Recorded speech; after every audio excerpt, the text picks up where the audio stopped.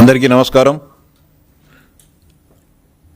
లోకేష్ గారు రాష్ట్ర విద్యాశాఖ మంత్రి అయిన తర్వాత రాష్ట్రంలో గతంలో ఎప్పుడూ లేనంతగా విద్యా వ్యవస్థలో పలు సంస్కరణలకు శ్రీకారం చుట్టి ఆంధ్రప్రదేశ్ విద్యా వ్యవస్థనే భారతదేశం చూసే విధంగా ఈరోజు ఆయన పనిచేయడం జరుగుతుంది. లోకేష్ బాబు గారికి వస్తున్న ప్రతిష్టను చూసి ఓర్వలేక రాజకీయంగా ఆయనతో పోటీ పడలేక గొడ్డల పార్టీ అధినేత ఆయన సైకో ముఠ ఈ రాష్ట్రంలో గందరగోళం సృష్టించాలని విద్యా వ్యవస్థకు ఏదో అవుతుందని చెప్పి మాట్లాడడం జరుగుతోంది.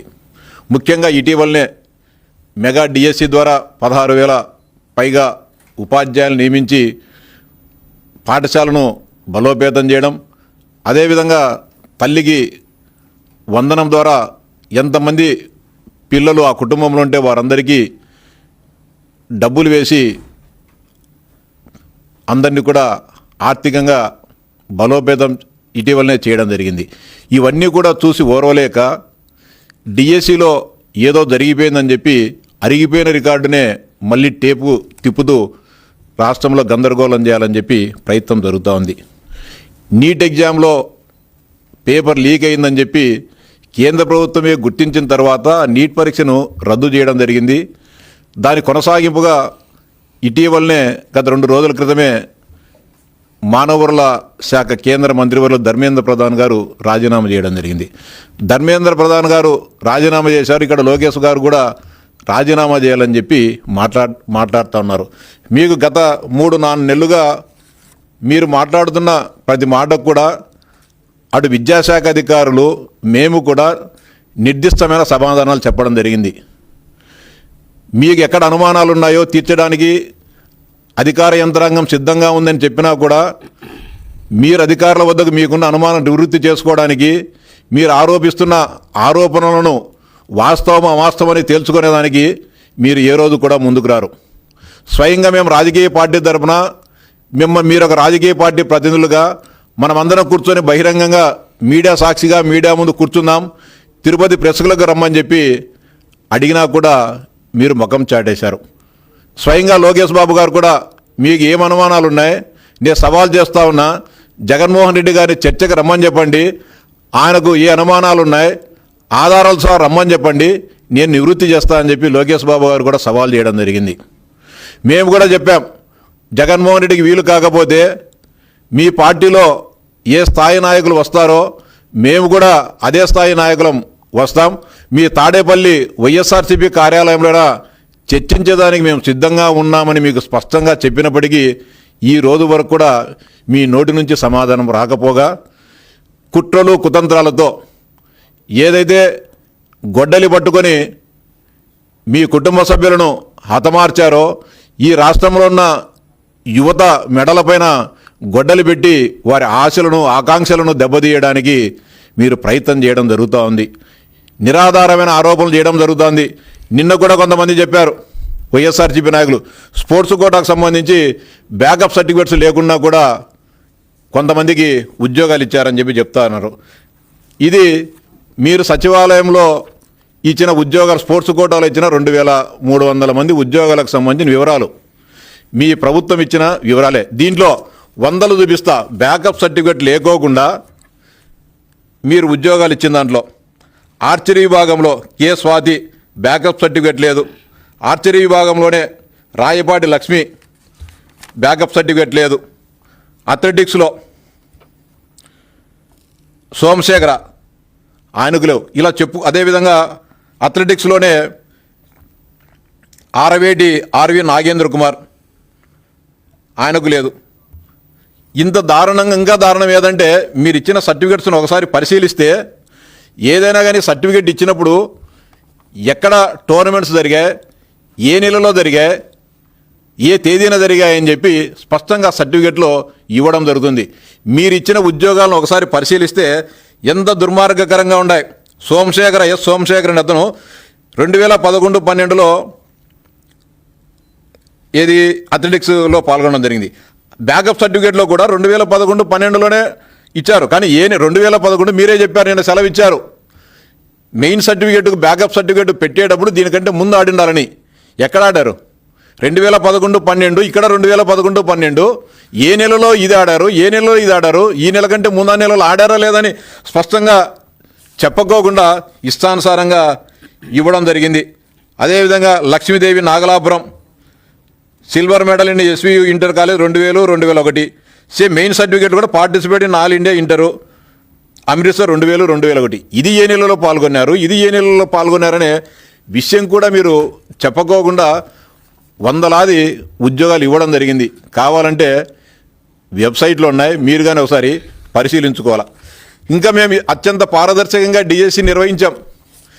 మేము పబ్లిక్ డొమైన్లో పెట్టాము కాబట్టి ఎక్కడ కూడా మేము అక్రమాలకు పాల్పడలేదు.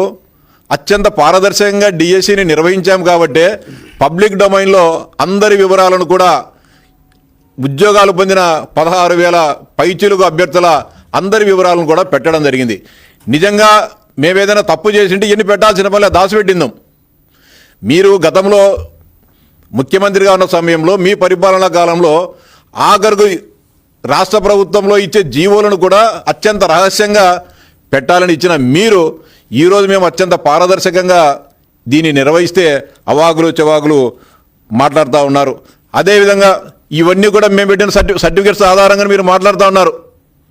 16,000 మందికి సంబంధించి మాట్లాడుతూ మళ్ళీ మా మీద బురదల్లే కార్యక్రమానికి చెప్తున్నారు. అంతేకాకుండా అనేక రకాలుగా రేపు ధర్నాలు చేస్తామని చెప్తా ఉన్నారు పెద్ద ఎత్తున. ఎవరింటి దగ్గర ధర్నాలు చేయాలా? మెగా డిఎస్ ఇస్తా అని మోసం చేసిన జగన్మోహన్ రెడ్డి దగ్గర ఇంటి దగ్గర మీరు ధర్నా చేయాలా? గ్రూప్ 1 పరీక్షల్లో కుంభకోణానికి పాల్పడిన జగన్ రెడ్డి ఇంటి ముందర మీరు ధర్నా చేయాలా? కడప జిల్లా పరిషత్తులో అక్రమాలకు పాల్పడిన మీ నాయకులకు వ్యతిరేకంగా నిరుద్యోగుల జీవితాలతో ఆటలాడుకున్న మీ జగన్మోహన్ రెడ్డి రాజీనామా చేయాలని చెప్పి మీరు డిమాండ్ చేయాల. 2006 సంవత్సరం 2007 మధ్యకాలంలో రాజశేఖర రెడ్డి గారు ముఖ్యమంత్రిగా ఉన్నప్పుడు కడప డిఎస్సిలో జరిగిన అక్రమాలకు బాధ్యత మనం తీసుకుందాం. జగన్మోహన్ రెడ్డి తండ్రి ఫోటో పెట్టుకున్నాం, తండ్రి పేరు వాడుకుంటున్నాం, దాని బాధ్యత కూడా మనం తీసుకుందామని చెప్పి మీరంతా జగన్మోహన్ రెడ్డి ఇంటి దగ్గర ధర్నాలు చేయాల. ఇవన్నీ మాట్లాడుకోకుండా ఇష్టానుసారంగా మాట్లాడుతున్నారు. ఇంత మాట్లాడుతున్నారు మీరు. ధర్మేంద్ర ప్రధాన్ గారు రాజీనామా చేశారు మీరు చేయాలని.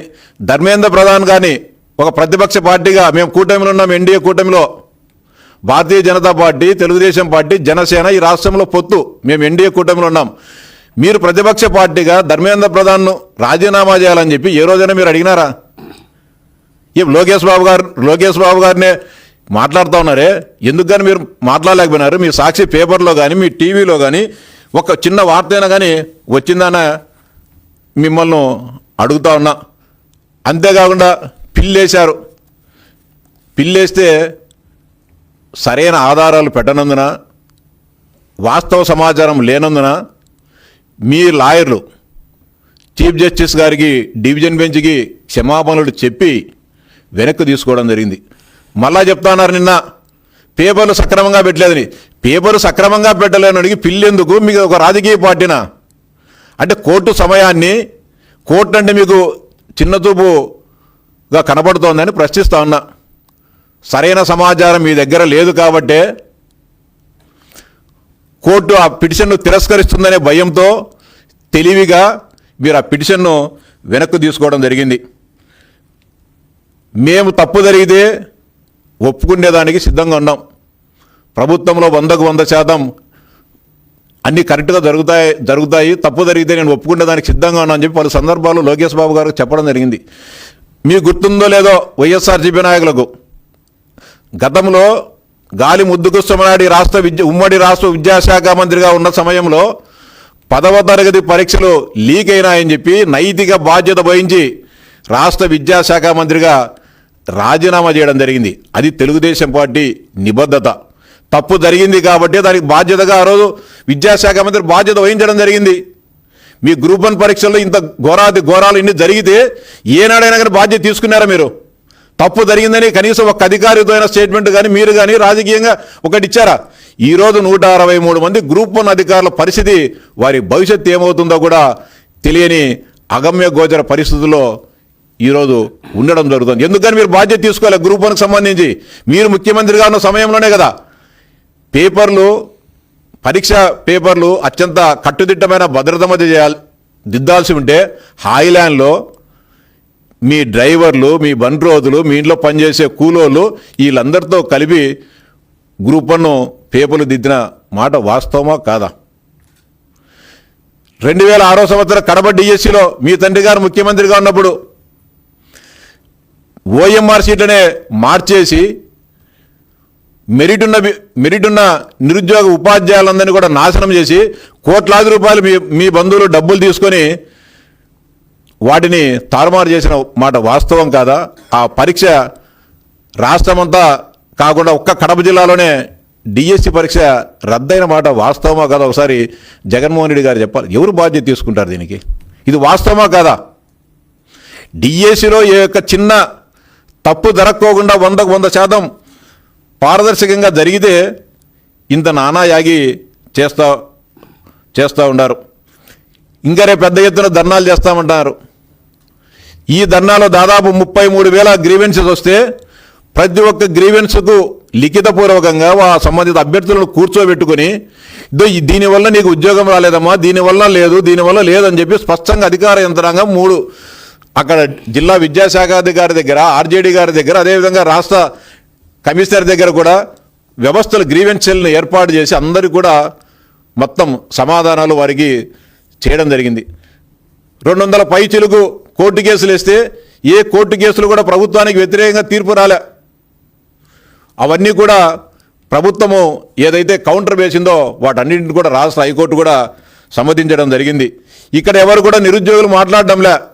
డిఎస్సిలో మాకు అన్యాయం జరిగిందనో, డిఎస్సిలో అవకతవకలు జరిగాయనో, ఈ రాష్ట్రంలో పరీక్షలు రాసిన నిరుద్యోగ ఉపాధ్యాయులు ఎవరు మాట్లాడడంలే. మాట్లాడుతుండేది ఒకరు రాజకీయ నిరుద్యోగులు మాత్రమే.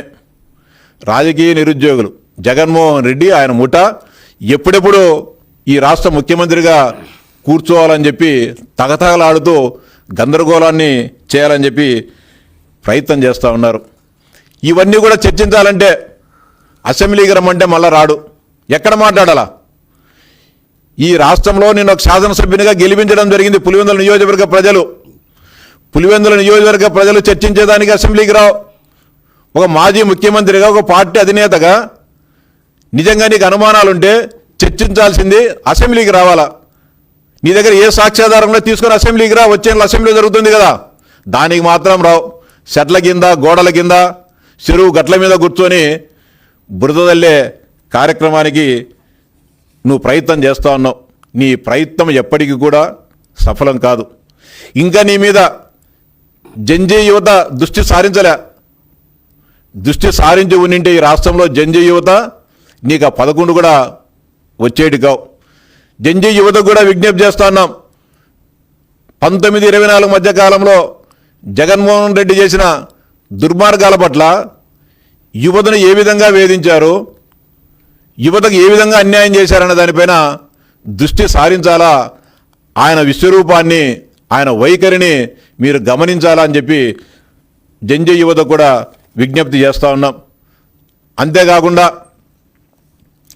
ఏ ఒక్క ఉపాధ్యాయుని పోస్టు కూడా చేయకోకుండా రాష్ట్రంలో నిరుద్యోగ ఉపాధ్యాయులందరికీ కూడా ఆ రోజు అన్యాయం చేయడం జరిగింది. రాజీనామా చేయాల్సింది లోకేష్ బాబు గారు కాదు, జగన్మోహన్ రెడ్డి, బొత్స గారు, మీ అందరికీ కూడా, మేధావులందరికీ కూడా చెప్తాను, మీ వైఖరి వలన, మీ తప్పుడు ఆలోచనల వలన ఈ రాష్ట్రం సర్వనాశనం కావడం జరిగింది. దానిపైన మీరు రాజీనామా చేయాలా? ఈ రాష్ట్ర ప్రజలకు తప్పు చెప్పాలి తప్ప ఇంకోటి కాదు. మరోసారి కూడా సవాల్ చేస్తూ ఉన్నాం. రేపు మీరంతా ధర్నాలు చేస్తున్నారు కదా, పిలిపించినారు. మేము పొద్దున మీరు టైం ఇస్తే తాడేపల్లె కొంపకాడికి వస్తాం అందరం. మీరు ఎంతమందిని పంపించి బయట కూర్చొని, రోడ్డు మీద కూర్చొని చర్చిద్దాం. చర్చించేదానికి మీరు సిద్ధంగా లేరు. చర్చించేదానికి మేము సిద్ధంగా ఉన్నాం. మీకు చేతనైతే మా సవాల్ను స్వీకరించండి. ఎక్కడ అవకతవకలు జరిగాయో, స్పోర్ట్స్ కోటాలో ఏ ఇబ్బందులు జరిగాయో అన్ని దానిపైన కూడా రేపే చర్చించడానికి సిద్ధంగా ఉన్నా అని చెప్పి మరోసారి మీకు సవాల్ చేస్తున్నాం. మీ తాడేపల్లి కొంపగాడిగే డైరెక్ట్గా రమ్మన్నా కానీ ఆడికి వస్తాం, లేదు బెంజ్ సర్కిల్కి రమ్మని వస్తాం. ఎక్కడికి రమ్మంటే అక్కడికి వచ్చేదానికి సిద్ధంగా ఉన్నాం. లేదంటే మీ ఇడవలపాయకు రమ్మన్నా కానీ మేము వస్తాం. ఇవన్నీ కూడా మీరు గమనంలో పెట్టుకొని ఒళ్ళు దగ్గర పెట్టుకొని ప్రవర్తించాలని చెప్పి డిమాండ్ చేస్తున్నా. కేవలం లోకేష్ బాబు గారి ప్రతిష్టను చూసి ఇష్టానుసారంగా మాట్లాడిన ప్రతిష్ట తగ్గదు, పెరుగుతుందనే విషయాన్ని కూడా ఒక విషయాన్ని చెబుతూ వేమన ఒక పద్యం రాశాడు.